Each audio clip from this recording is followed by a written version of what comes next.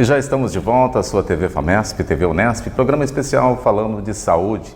Temos aí uma série de programas e ações importantes que você acompanha conosco a cada programa, cada semana, um tema diferente para você estar conosco cuidando desse fator tão importante que é a sua saúde. E o profissional, claro, está aqui para nos auxiliar nessa condução e nessa condição tão importante. Convido hoje para os nossos estúdios para que a gente possa debater um pouquinho sobre a saúde do nosso coração, o médico e cardiologista, Dr. Cristiano Barros. Doutor, obrigado pela sua presença aqui conosco, para que a gente possa conhecer um pouquinho melhor dessa função tão importante. Obrigado. Bom dia a todos. Obrigado pelo convite, Reginaldo. Vamos lá para esse importante momento. Doutor, eu gostaria, sempre pergunto, né, porque a gente às vezes fala do médico, mas esquece de falar do profissional, da pessoa que está ali, né? E existem escolhas, e a sua escolha foi a cardiologia. Por quê? Desde que eu entrei na faculdade, né, eu sempre tive vontade, desde criança, dizia que eu ia ser médico, e desde criança dizia que ia ser cardiologista. É claro que quando a gente é criança não tem ideia como que funcionam as coisas, mas eu acabei conseguindo fazer faculdade de medicina, né? A disputa era muito grande, eu fiz uma faculdade pública, então a concorrência era muito alta, e já na faculdade, talvez por aquele sonho de criança, de realmente, comecei a olhar diferente a cardiologia, e realmente me afeiçoei desde a época da faculdade, participando de alguns grupos que a gente chama hoje de liga, né? Mas assim, já tinha a afeição, e teve um mentor na época, que é o Dr. Braga, ele era professor nosso, e um cara falava muito bem, assim, eu acho que essa questão da escolha profissional, hoje eu também sou preceptor de alguns alunos, e a gente percebe que até pela influência do professor na época da sua formação, você acaba direcionando para algumas áreas. Eu, na época, acabei tendo uma afeição grande pelos profissionais de cardiologia, né, porque eu fiz faculdade e acabou desenvolvendo isso aí, acabei virando cardiologia e sou muito satisfeito e grato por isso. E a gente fala desse sistema tão importante que é o nosso coração, né? Esse instrumento que acaba nos dando aí condição de ter uma condição de saúde melhor, né? O que mais hoje nós podemos falar que causa problema, que leva o paciente ao médico hoje na condição do coração, doutor?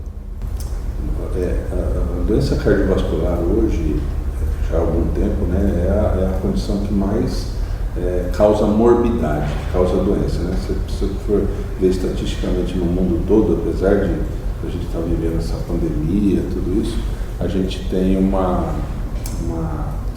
taxa de mortalidade por doença cerebrovascular em torno de 30%, 35% no mundo todo, e no Brasil não é diferente. Então, as doenças cardiovasculares, até pelo estilo de vida que nós ocidentais levamos, o tipo de alimentação, atividade física, estresse do trabalho, a condição disso, leva ao desenvolvimento mais de doença cardiovascular. Então, assim, é uma doença são um grupo de patologias muito prevalente, né? E isso acaba levando muito o paciente, e está sempre na mídia, a questão cardiovascular e tal, então acaba levando o paciente a procurar cada vez mais. Então, ao mesmo modo que nós temos uma prevalência muito grande, nós temos também uma procura muito grande pelo profissional da área, né? Você falou dessa procura, né, e falou de uma questão também de alimentação e de exercícios físicos, né, que auxiliam aí nessa condição de não ter que estar procurando um médico todo momento pelo problema, né?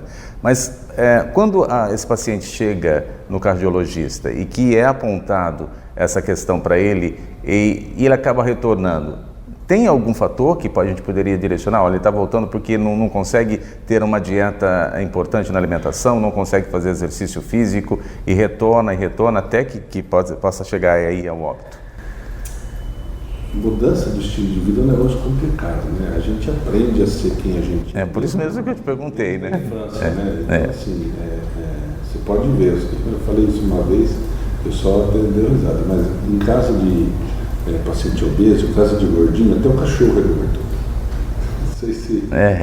assim, isso é a questão do meio, né? Você reproduz aquilo que o meio te oferece, como que você você vive. Então, assim, mudar hábitos depois de uma certa idade é muito complicado. Está aí o desafio, né? E, assim, as doenças cardiovasculares, em geral, não dá para a gente generalizar, mas, assim, claro que tem suas especificidades, mas normalmente ela não tem uma sintomatologia prévia muito importante. Então, por exemplo, o paciente que tem infarto, ele não vai ter sintomas recorrentes até ter infarto. O infarto é um evento agudo, né? O indivíduo que tem hipertensão, ele não, na grande maioria das vezes, ele é assintomático ou muito pouco sintomático. Então, isso às vezes leva a uma condição de desacreditar que aquilo realmente possa acontecer. Às vezes a pessoa só tem noção real de que ela precisa mudar hábitos, por exemplo, o tabagismo, vamos dizer assim, poucas pessoas, só pela possibilidade de ter um evento e passar ao médico, e o médico dá a sua orientação que, olha, se você não mudar isso, você pode ter um evento, poucas pessoas conseguem efetivamente mudar. Mas depois que o indivíduo tem um infarto e sobrevive, ele para de fumar. Ele tem que ter esse choque. Não é que ele tem que ter esse choque, mas é a questão da mudança mesmo, do estilo de vida ser muito complicado, porque o cara está habituado àquilo. E ele não acredita, porque não gera muito sintoma. É diferente agora por exemplo, na pandemia, que a procura por serviço de saúde, a gente teve o serviço de saúde sobrecarregado, porque é uma doença que gera sintoma rápido, né? Então, criou na população um medo exacerbado, não exacerbado, claro, real, de uma doença real, mas assim, procurou a necessidade dessa população procurar cada vez mais o serviço médico, às vezes com pouco sintoma, mas reproduzindo aquela sensação, porque há 1 ano, 2 anos atrás, quando a gente iniciou a pandemia, a doença ela tinha um desfecho muito ruim, né?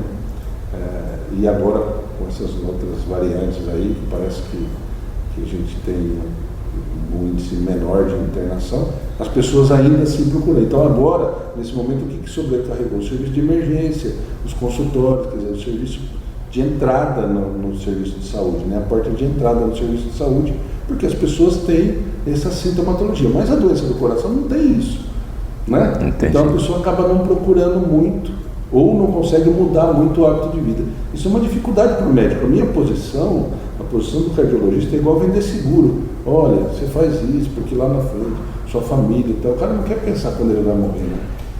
Ele quer entender, na verdade, quando que ele vai ter sintomatologia para ele mudar de postura.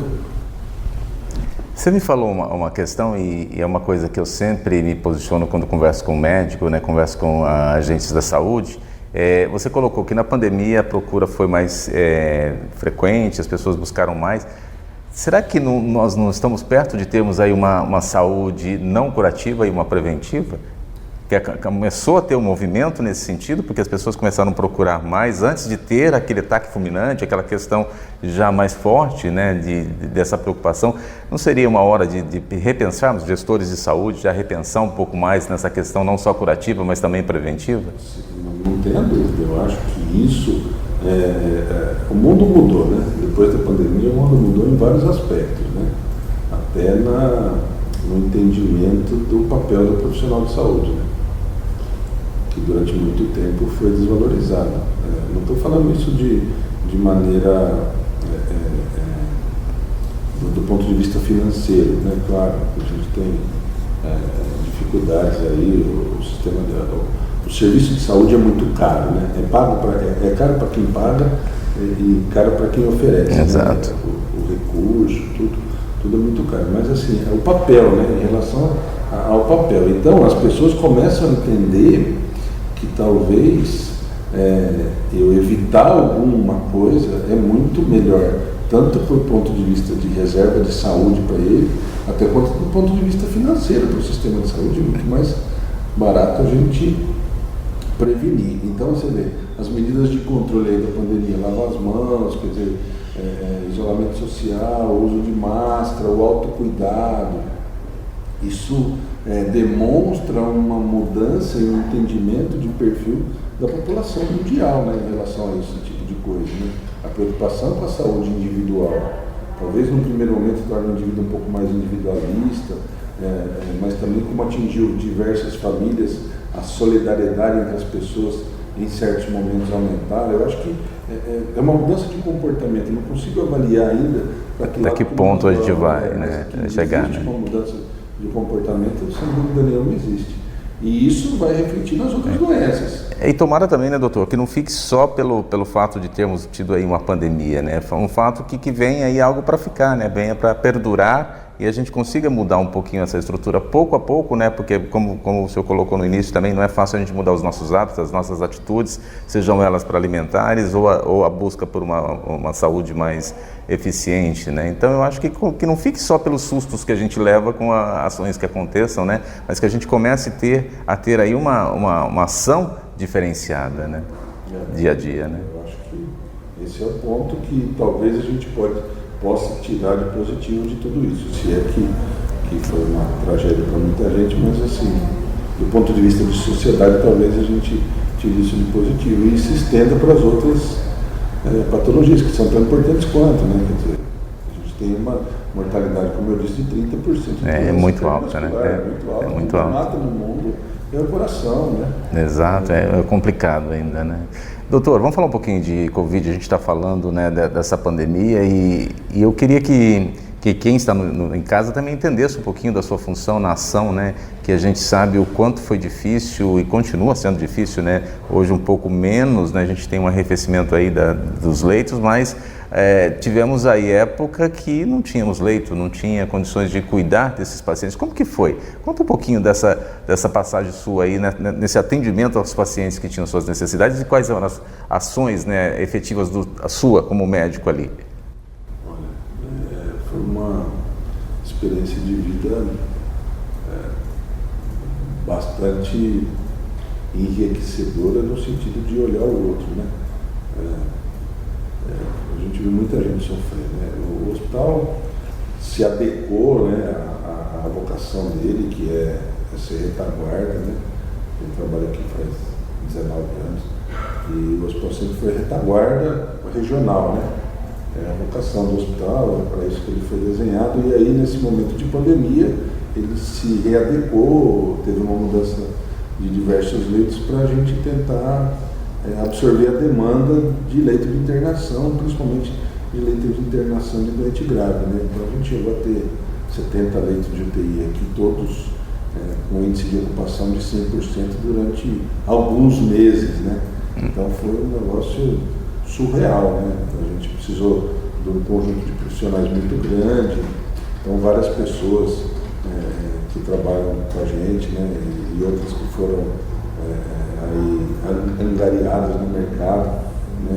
Residente ajudou muito, todos os profissionais, foi um negócio muito enriquecedor em relação à nossa atividade, né? Mas, por outro lado, foi uma coisa que a gente não esperava que tivesse no começo essa magnitude que teve, e as pessoas, os profissionais, chegaram a um momento de esgotamento, né? Chegaram no quarto lá de plantão, tinha um outro residente incrédulo com aquilo, né? A gente viu muita gente morrer, por mais que a gente se esforçasse e tomasse todas as medidas ali, o empenho sempre foi muito grande, aquele dia a dia, o relacionamento com a família, com a angústia, paciente jovem, paciente pai e filho morrer um dia de diferença internado na mesma UTI, pacientes jovens, pacientes que tiveram uma evolução muito rápida. Então, pai e mãe, aí eu conversei com os filhos. Deixa eu te perguntar, né? Você está me falando dessas perdas, assim, né? Para o médico deve ser muito doloroso, né? Porque o médico está ali, né, com aquela função, poxa, eu estou aqui para salvar a vida, né? E como que é sentir, né, essa condição toda ela ali sem muito controle, né? Porque não dava para se fazer muita coisa, né? Por mais que se tentasse, por mais que se buscasse, eu acredito que em algum momento é frustrante. Muito, porque a gente não é preparado na faculdade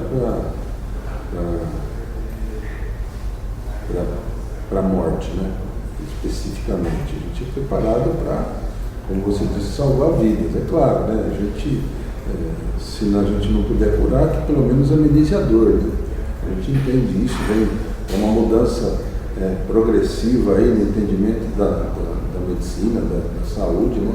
Mas assim, o nosso, se é que, vamos fazer uma analogia, o nosso chip não é desenhado para perder, né? É um negócio muito complicado para o médico. A gente não aceita, a gente luta, até o último momento, né? Principalmente como foi, né? Do jeito que aconteceu, né? Uma coisa é a gente tratar uma doença conhecida e saber muito bem a evolução. A outra é a gente aprender dia a dia uma coisa que o mundo todo não sabia como que ia se comportar, e a gente, por mais que a gente estudasse, por mais que a gente se empenhasse, às vezes o desfecho não era o esperado. Isso foi triste. A gente tem médicos aí com 20 anos de formado, né? 25 anos, 15 anos, mas a gente tinha médico aí com 1, 2, 3, 4 anos de formado, que já de cara entrou numa pandemia dessa, e lidar com a morte. Quer dizer, a gente tem um romantismo quando a gente entra na faculdade de que a gente vai mudar o mundo, né? Que a gente vai mudar. E ótimo que seja assim, né? Sim, eu acho que essa expectativa é importante, né? É importante. E aí a gente se depara com um negócio tão grave disso. Eu acho que meu respeito a esses profissionais mais jovens que enfrentaram tudo isso de uma maneira muito firme, muito comprometida, né? Tem até um programa no Brasil que chama Brasil Conta Comigo, que foi um programa para jovens médicos recém-formados e tal, que eles, quando entrassem nesse programa de atendimento ao Covid, isso no Brasil todo, eu vi nossa realidade aqui, mas assim, isso deve ser mundial, né? Deve ter lugares no país que foi muito pior do que aqui, né? Sim. Aqui a gente, graças a Deus, tem uma estrutura hospitalar grande, um número de profissionais grande, né? Recurso terciário, que é o que eu precisava, mas eu imagino como foi por aí. E botar esses jovens aí na linha de frente foi um negócio que hoje eles não têm a magnitude do que isso transformou a vida deles, mas sem dúvida nenhuma eles vão se tornar profissionais melhores. Então eu respeito esses profissionais jovens, claro, todos os profissionais, mas os jovens que encararam que estiveram, né? sem uma bagagem, sem uma experiência e lidar com a morte. Para quem tinha, e para quem tinha já era difícil, imagine para quem está chegando, né? Tanto na questão técnica, né? Claro, a gente sempre esteve junto com eles e participou, mas assim, a questão do enriquecimento humano, como é que foi lidar com isso? Falar com o familiar, paciente que está morrendo, muito paciente morrendo. Eu trabalho 20 anos na UTI, nunca vi 10 óbitos num dia, né? Por exemplo, aqui no Covid aconteceu, nas UTIs que a gente trabalha, teve 8, 10 óbitos num dia, um negócio surreal, entendeu? É complicado, né, da gente entender. Você falando assim, doutor, a gente começa a imaginar, né, a gente cria, mas não tem a noção exata, mesmo criando tantas imagens, a gente não consegue chegar ao que vocês vivenciaram ali dia a dia, né. Falando também dessa condição da Covid, o que mais a Covid atacou no coração? O que foi detectado? Você falou, olha, isso daqui, a Covid acabou fazendo com que desencadeasse essa ação no coração ou não? Tem alguma relação que a gente pode entender? No começo, gerava o processo inflamatório do Covid é um processo inflamatório muito grande, né? É uma doença inflamatória, né? Então causava trombo, ele discutiu, não faz muita embolia pulmonar, que é cobre no pulmão, né, na saliva, faz miocardite, que é uma inflamação no coração, e o paciente acabava desenvolvendo sinais e sintomas de insuficiência cardíaca, como, por exemplo, num pós-infarto ou numa outro ataque cardíaco, que a gente diz assim. Então, o Covid ele tem uma série de nuances que vem sendo estudada, né?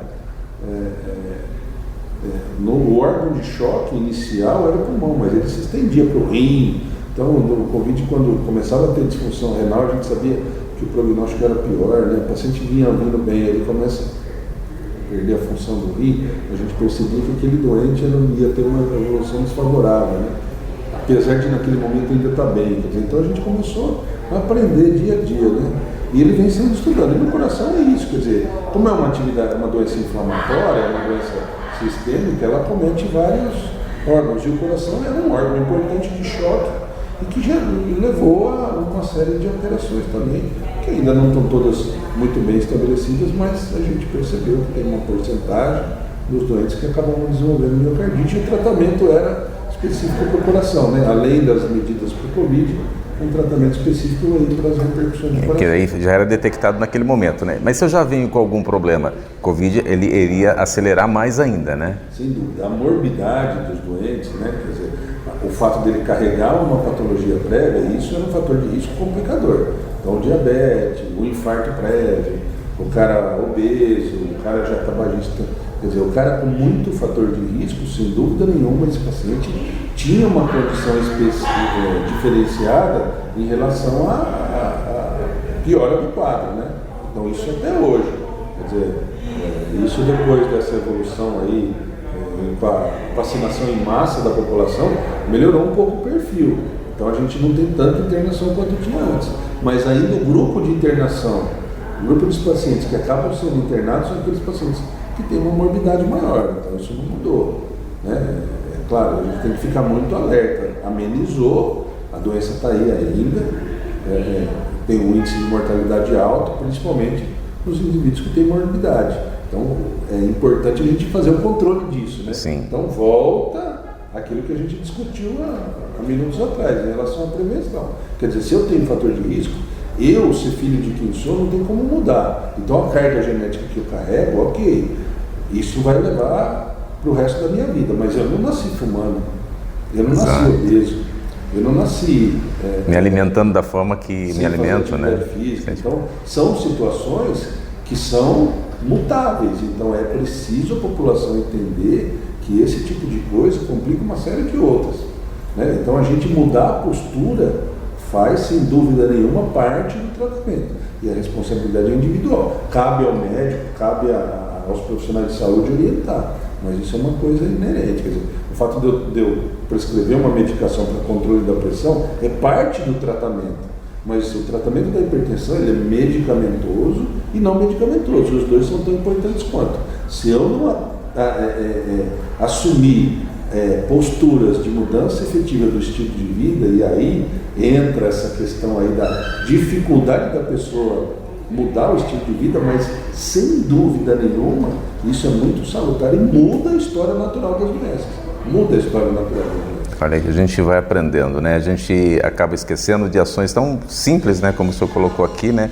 De eu observar quem eu sou, né? E a partir do momento que eu observo quem eu sou, quem é a minha família, eu começo a prestar atenção naquilo que eu estou fazendo, né? E aí a minha saúde, ela vem muito desse processo também, de eu entender e exercitar ações, né? Não só medicamentosas, mas também, como que o senhor acabou de colocar aqui agora, né? De que eu tenha esse outro lado também, né? Eu entenda esse outro lado, né? E aí a minha saúde, com certeza, ela vai ter um outro caminho, né? Uma outra ação, né?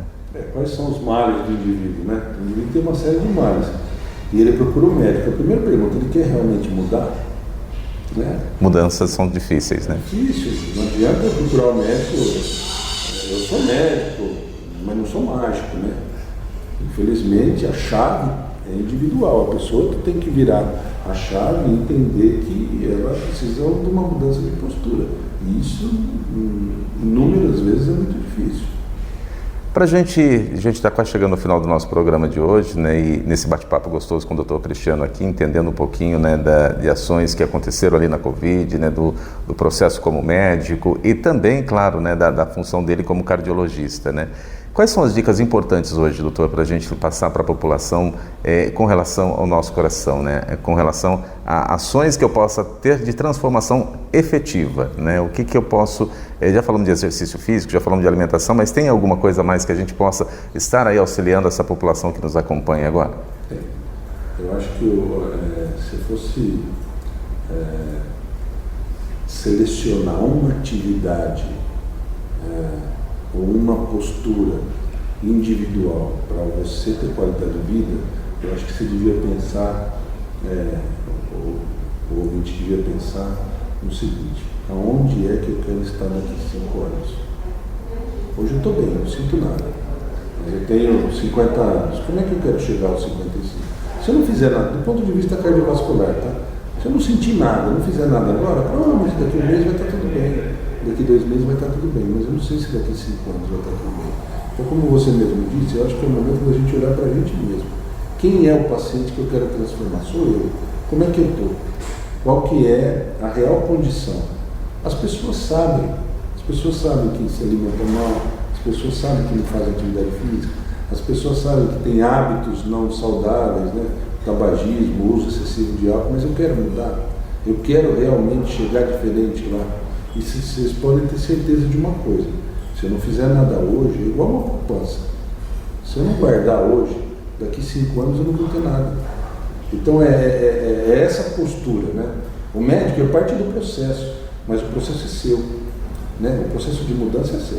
O médico vai te orientar, o nutricionista vai te orientar, né? O psicólogo, o psicoterapeuta vai te orientar em relação a tratar todo esse entendimento, às vezes, da doença, mas o processo é seu. Então, a pergunta que talvez a gente tenha que se fazer é: onde que eu quero estar daqui 5 anos? Né? E é rápido, né? 5 anos passa que nem a gente não percebe, né? Muito rápido. 20 anos passa muito. Muito, né? Quando você abre o olho, já foi, né? Passou. Então, como é que eu vou querer levar isso? Como é que eu vou querer chegar bem?